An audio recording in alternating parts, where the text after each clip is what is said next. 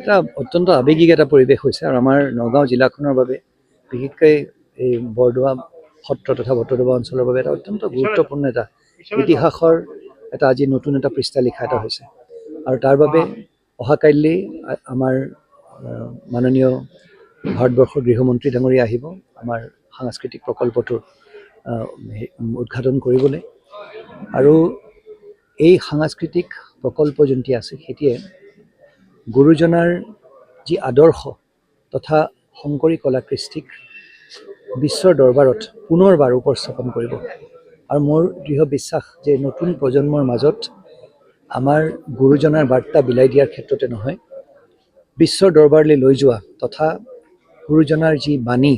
সেই বাণীক আমি আৰু গোটেই বিশ্বৰ দৰবাৰলৈ লৈ যাবলৈ আমি সক্ষম হ'ম সমান্তৰালভাৱে আজি এই অনুষ্ঠানটোত যিখিনি তাত আমি বিচাৰি পাম তাত প্ৰেক্ষাগৃহ আছে তাত ধৰি লওক এটা গৱেষণা কেন্দ্ৰ আছে তাত নাটঘৰ আছে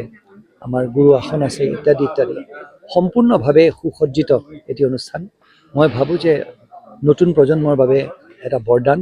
আৰু তেওঁলোক আহি ইয়াত আমাৰ অসমৰ কলা সংস্কৃতি তথা গোটেইখিনি কথা সুন্দৰকৈ শিকিব পাৰিব